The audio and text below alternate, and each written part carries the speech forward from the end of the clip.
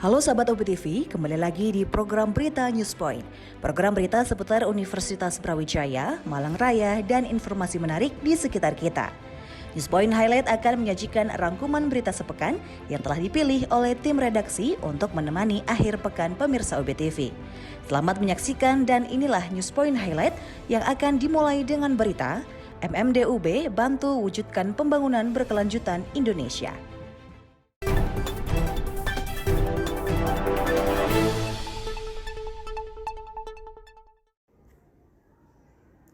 Ketua LPPM UB Profesor Lukman Hakim menjelaskan program MMD merupakan salah satu pemikiran yang kemudian diwujudkan dalam program nyata oleh mahasiswa UB melalui 1000 desa di Jawa Timur. Menurut Lukman, program ini merupakan upaya untuk mempercepat pembangunan berkelanjutan yang ada di Jawa Timur. Mempunyai visi untuk mencapai pembangunan berkelanjutan dan tentunya banyak program dari mahasiswa lewat program-program MMD, kemudian pengabdian kepada masyarakat, dan program-program ini adalah merupakan implementasi sebenarnya gagasan dari visi-visi yang kita bangun terkait dengan upaya menuju pembangunan berkelanjutan.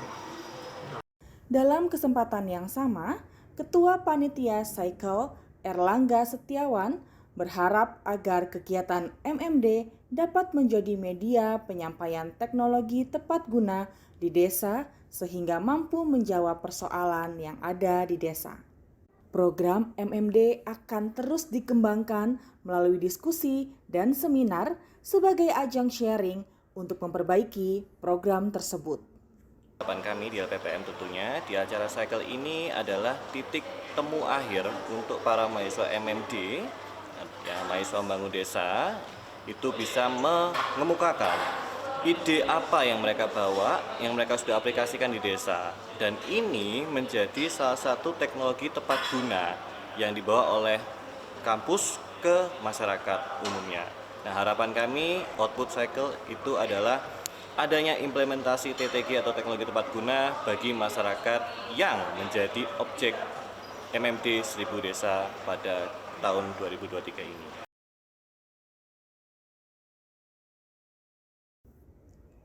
Berbagai persoalan yang ada dalam masyarakat membutuhkan solusi dan pemecahan masalah yang berbasis keilmuan.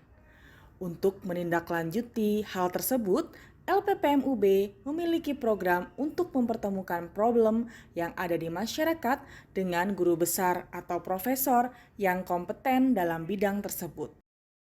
Menurut Ketua LPPM UB Profesor Lukman Hakim, program ini merupakan terobosan untuk membantu masyarakat. Juga memfasilitasi dan mendorong para guru besar yang ada di Brawijaya lewat beberapa program seperti yang terbaru ini adalah Meet UB Professor. Jadi ada kesempatan bagi teman-teman di komunitas masyarakat yang mempunyai permasalahan, ingin mendapatkan pencerahan, sharing pengetahuan dengan mendayagunakan para guru besar yang ada di UB. LPPM fasilitasi para guru besar bisa pergi ke mendatangi masyarakat, melakukan pelatihan-pelatihan, pendampingan-pendampingan. Diharapkan dengan kehadiran para guru besar di UB, maka persoalan yang ada di masyarakat dapat terurai dan mendapatkan solusi yang berbasis kepada keilmuan. Selain itu, juga mampu menjadi media transfer pengetahuan dari perguruan tinggi kepada masyarakat.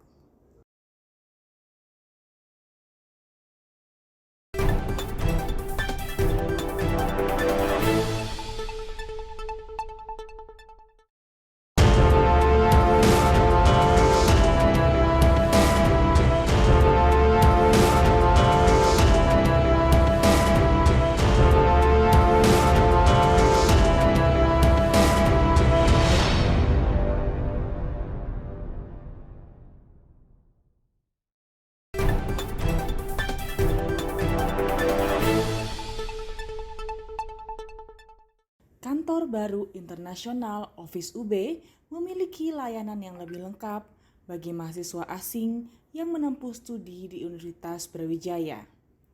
Wakil Rektor Bidang Akademik Profesor Imam Santoso menjelaskan keberadaan gedung baru International Office diharapkan memudahkan mahasiswa asing dalam mengurus berbagai hal.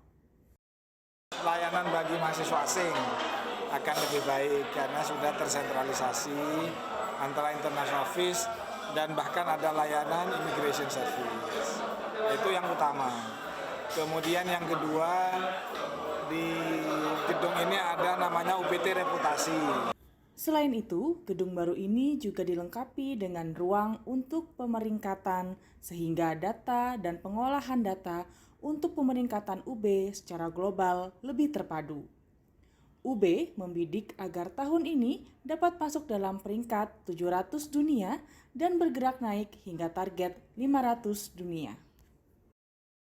UPT Reputasi itu berkaitan dengan bagaimana kita mampu mengolah data secara lebih cepat, secara terintegrasi, dan ini menjadi bagian utama dari pemeringkatan. Posisi kita sekarang 800, targetnya harus 700, nextnya 500. Kehidupan keseharian warga desa menjadi hal yang menarik untuk diperkenalkan kepada siswa SMA BSS. Melalui program Nyantrik Brasko, para siswa hidup bersama inang mereka dan mengikuti kegiatan keseharian inang. Menurut guru SMA BSS Randy, kegiatan ini merupakan upaya sekolah untuk membentuk karakter siswa. Yang namanya Brasko Nyantrik itu kita mengajarkan anak-anak dalam artian belajar bersosialisasi terhadap lingkungan-lingkungan yang baru. Nah, dengan lingkungan baru itu seperti apa? Contohnya kita ajak ke daerah atau desa-desa yang emang belum mereka pernah jamah atau mereka belum pernah datang. Jadi mereka diajarkan untuk terkait beradaptasi dengan kegiatan masyarakat, beradaptasi dengan kegiatan inang, saat inang kegiatannya di sawah atau ke ladang, mereka juga harus ikut serta dalam artian kegiatan kesehariannya inang itu. Nyantrik Brasko merupakan kegiatan unggulan dari siswa BSS untuk membangun karakter siswa dan mengenalkan kehidupan keseharian warga desa. Bravo tahun 2023 yang digelar oleh Fakultas Vokasi merupakan gelaran tahun ketiga yang membahas berbagai hal yang relevan dengan dunia vokasi. Pada tahun ini menurut Dekan Fakultas Vokasi UB Muhammad Khalid Mawardi, tema yang diangkat berkaitan dengan wirausaha, kreativitas, dan inovasi. Tema ini diharapkan memberikan iklim yang baik bagi pengembangan dunia vokasi UB. Seminar internasional yang rutin dilakukan oleh Fakultas Vokasi, ini sudah ketiga kali ya, Bravo. Jadi topiknya memang adalah terkait dengan semua program studi yang ada di vokasi. Jadi baik itu yang terkait dengan bisnis, hospitality, finance, kemudian desain grafis dan TI.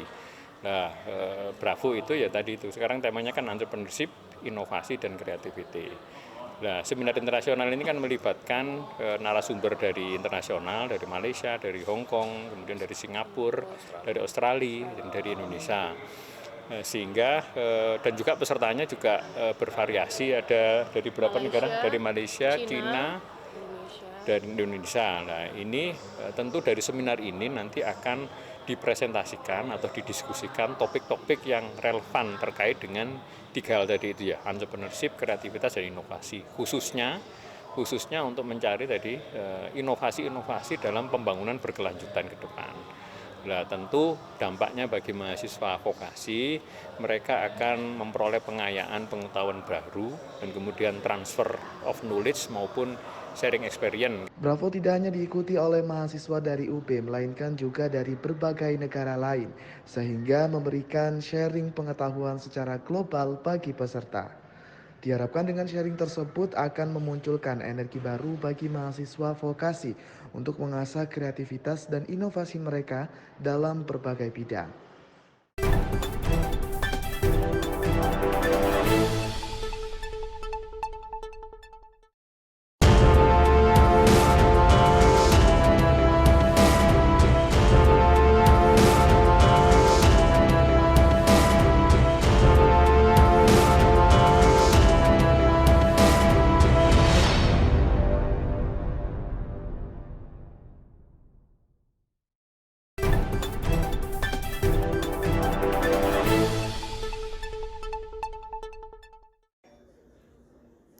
Direktur Klinik UB Dr. Gigi Miftahul Cahyati menjelaskan bahwa untuk meningkatkan mutu dan layanan Klinik UB kepada masyarakat, pihaknya melakukan akreditasi bersama lembaga LMN.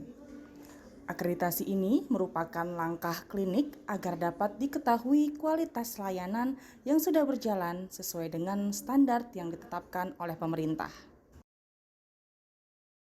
Akreditasi klinik itu merupakan salah satu bagian dari penilaian terhadap mutu kualitas dari klinik sendiri, dan itu merupakan bagian dari komponen dari layanan klinik karena dari Permenkes yang terbaru untuk kepesertaan BPJS itu harus klinik yang menjadi anggotanya itu harus terakreditasi juga gitu.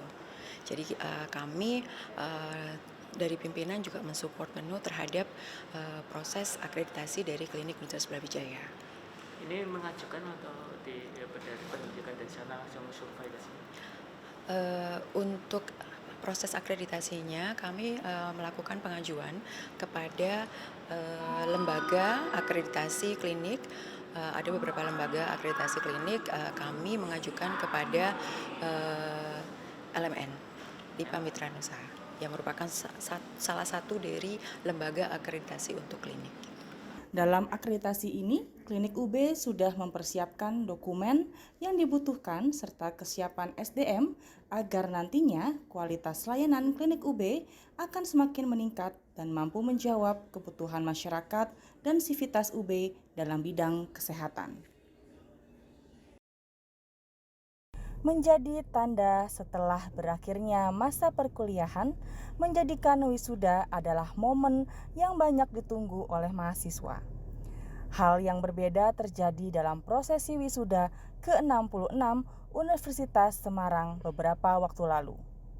Resmi menyelesaikan pendidikan S2-nya, Dr. Endang Sri Lestari, MM PhD, yang merupakan seorang dosen Fakultas Kedokteran Universitas Diponegoro, diwisuda bersama sang anak Dr. Nafila Kori Ainan MM. Turut menjadi mahasiswa di kelas sang ibu semasa menempuh pendidikan dokter, Dr. Nafila Kori Ainan MM menjadi rekan sekelas sang ibu dalam menempuh pendidikan Magister Manajemen di Pascasarjana Universitas Semarang. Rumah saya kebetulan di belakangnya USM. Jadi saya kalau ke bank itu kesini sering lewat. Saya penasaran juga, kok tambah maju kelihatannya, kok tambah bangunannya juga ya bagus ya. Pengennya ya yang terdekat, nggak apa ya. Kalau kuliah agak jauh kan nggak bisa ya, nggak mungkin. Saya ingin ngambil kuliah Sabtu Minggu supaya saya tetap bekerja di Senin, Selasa, Rabu, Kamis, Jumat. Itu. Dan tertarik Magister Manajemen karena anak saya ya biar sama frekuensinya. Kadang berantem di rumah sih. Urusan sekarang apa ya, masalah ekonomi anak saya sekarang pokoknya ininya kepinginnya belajar ekonomi juga, ingin jadi dokter yang bisnismen juga. Jadi saya harus belajar supaya bisa mensupport anak saya. Kemudian anak saya juga belajar mengambil lagi MH karena sekarang di Undang-Undang Kedokteran ya, Undang-Undang Kesehatan itu kan dokter itu mudah dipidana ya, dia harus belajar juga. Endang juga mengapresiasi atas semangat pola pikir yang dimiliki oleh mahasiswa Universitas Semarang. Selain itu, banyak ilmu yang didapatkan selama menempuh pendidikan di Universitas Semarang. Jadi istilahnya mungkin saya waktu itu bener nggak sih kadang kalau swasta itu seperti apa ya. Ternyata setelah masuk istilahnya di luar ekspektasi saya yang agak gimana itu ya, ternyata dosen-dosennya luar biasa, menginspirasi ya istilahnya. Jadi saya mendapatkan sesuatu yang banyak sekali ya, suatu ilmu yang banyak yang bisa saya terapkan juga di mahasiswa saya. Iya, terutama analisis yang kenalnya hanya SPSS, sekarang kenal yang lain gitu. Oke. Juga analisis untuk bisnis loh. Kok ternyata banyak ya, kenalnya saya dulu analisis SWOT, ternyata banyak ya di manajemen strategi. Jadi luar biasa, terima kasih kepada dosen-dosen saya yang menginspirasi saya, menginspirasi anak saya. Jadi kalau saya sebetulnya kepengen lagi belajar, tapi saya diminta untuk padekan sekolah spesialis.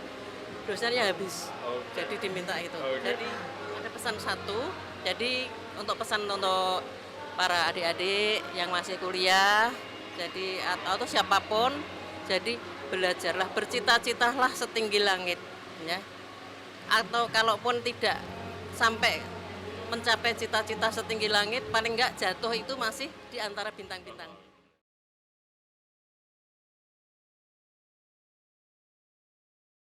Film petualangan Sherina yang sempat menjadi perbincangan hangat di kalangan masyarakat kini hadir kembali dengan petualangan Sherina 2. Pada pemutaran perdana di Cinepolis Matos, film ini juga mendapat sambutan hangat dari penonton.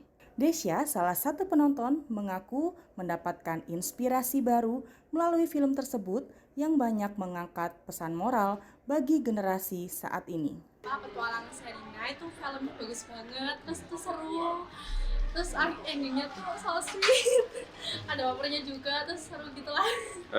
Mungkin yang paling berkesan apanya atau isi dari film tadi gitu Mbak? Oh, isinya tuh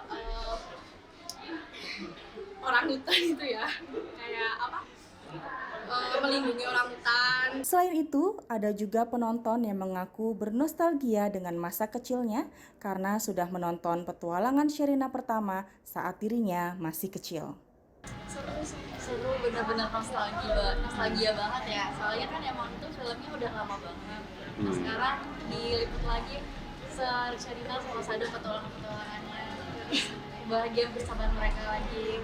Dan mereka benar-benar bikin inspiratif buat kita semua juga, soalnya kan emang terus berjuang karena kan itu juga ceritanya tentang petualangan ya, satwa juga gitu ya.